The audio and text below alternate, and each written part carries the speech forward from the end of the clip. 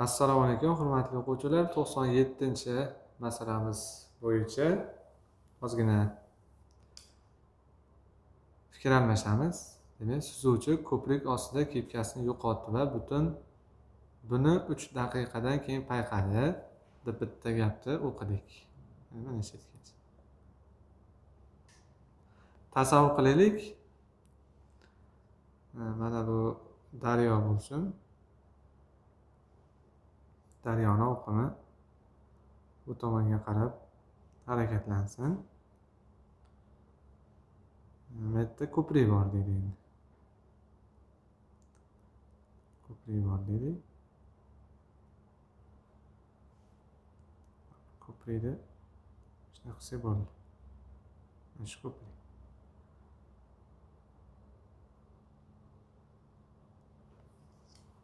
Shu yerda endi suzuvchini kepkasi tushib qolibdi mana shu yerda. Tushib qolibdi-da, tushib qolganini bilmay harakatlanyapti. Endi suzuvchini bu tomonga qarab ketyapti deb masalani ishlaylik. Men misol uchun shunday qilib ishladim. Mana shu tomonga qarab ketyapti. Esiga tushguncha 3 daqiqa vaqt ketibdi. Esiga tushgan joy bo'lsa, shu yergacha 3 daqiqa vaqt ketibdi. Shu yo'lga bosib o'tgan yo'li qanday bo'ladi? Mana bu yerdan mana bu yergacha bosib o'tgan yo'li S1 deb belgilaydi. S1 teng bo'lsin o'zini tezligidan oqimga qarshi suzgan uchun oqim tezligini ayiraylik. Shuni ko'paytiraylik. Nechiga? 3 ga. Mayli, daqiqada ketaversin. Lekin javobda kilometr taqsim soatda so'rabdi. O'zi bizda daqiqa ishlatdik. Eslab qolishga harakat qilishimiz kerak. Chunki mana soat emas, 3 daqiqa. Mana shu bo'ldi. Bosib o'tgan yo'li. Ya'ni mana shu yerdan metgacha bosib o'tgan yo'li S1 bo'ldi. Bu va ayrilgan va oqim ko'paytirilgan 3 bo'ldi. Bu bitta masala. Endi deyapti, mana shu yerga kelganda kepkasi tushib qolganini payqadi va orqaga qaytib kepkasini oldi dedi. Endi kepkasini bu yerdan olmaydi-da. U tushib qolgan bo'lsa, 3 daqiqaning ichida qanchadir masofaga keladi. Keyin qaytib yana vaqa kelguncha yana qanchadir masofa kelib qoladi. O'shandan bilib kepkasini aytaylik biz mana bu yerga kelib qoldi kepkasi. Mana shu yerga kelib qoldi kepkasi. Bu masofa qancha? Qub yerda 100 metr masofada. 100 metr. Bu masofani qanday bosib o'tgan? Bu masofani suzib borib betga yetguncha 3 daqiqa vaqt ketgan. Keyin qaytib betda ushaguncha yana t vaqt ketgan. Shuncha vaqtda 100 metr masofani bosib o'tgan. 3 qo'shilgan t vaqtda va oqim tezligida harakatlanadi kepka. Mana shu. Yana bitta tenglik hosil bo'ldi. Nechta tenglik hosil bo'ldi shunda jami? Bitta tenglik. Keyin buni S1 desak, ikkita tenglik hosil bo'ldi. Endi 3-tenglikda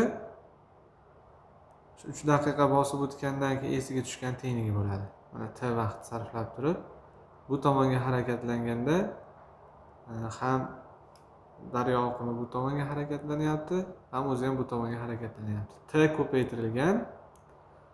ko'paytirilgan va o'zining tezligi bilan va oqim tezligi bo'lyapti. Va ko'paytirilgan t bu nimani beradi?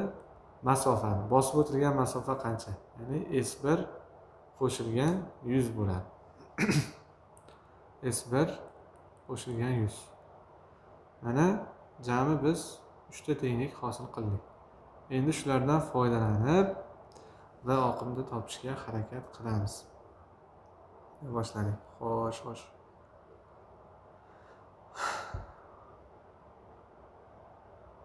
Qanday qilib ishlasak bo'ladi?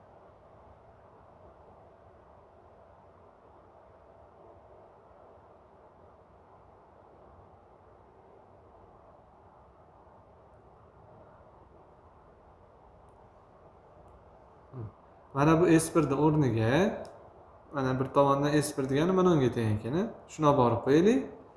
Keyin mana bu 100 ni o'rniga mana 100 degani bir tomondan mana bu ekan. Ha? Shuni olib kelib qo'yaylik-chi, nima bo'lar ekan?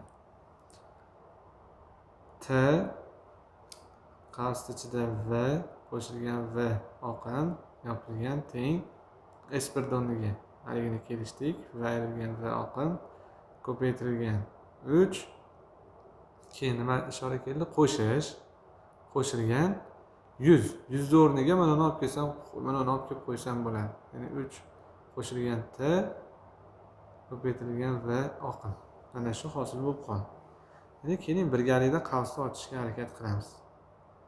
VT qo'shilgan V oqim T teng 3 V ayrilgan 3 V oqim qo'shilgan 3 V oqim qo'shilgan V oqim T hosil bo'lib qoldi. Endi ko'rinib turibdiki, bu yerda qisqaradiganlari bor. Ya'ni bu bilan bular qisqarib ketadi. Mana bu tenglikda o'ng tomonida, mana bu chap tomonda bular ham qisqarib ketadi. Qolganlari endi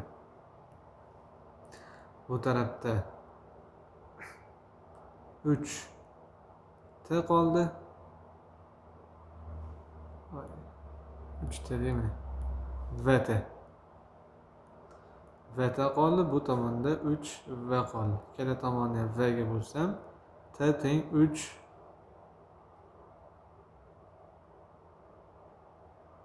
daqiqa hosil bo'ldi. Bu bitta masala. T 3 daqiqa ekan. Shuni endi men olib borib netga qo'yay. Qo'yish jarayonida 100 teng 3 qo'shilgan 3, ya'ni 6 ko'paytirilgan V oqim bo'ladi. Bu yerdan V oqimni topsam 100 taqsim 6, ya'ni bu 50 taqsim 3 bo'ladi. Metr taqsim daqiqa. Daqiqada chiqdi. Shuni kilometr taqsim soatda so'ragan. Hozir. Xo'p. Demak 50 taqsim 3 chiqdimi?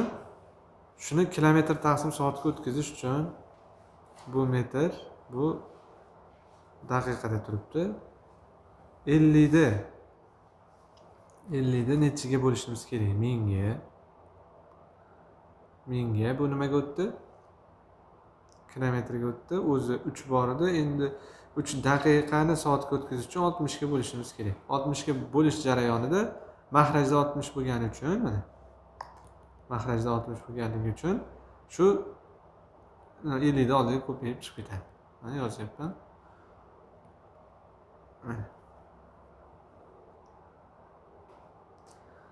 Xo'sh, endi shuni hisoblab qo'yishimiz kerak, hurmatli o'quvchilar.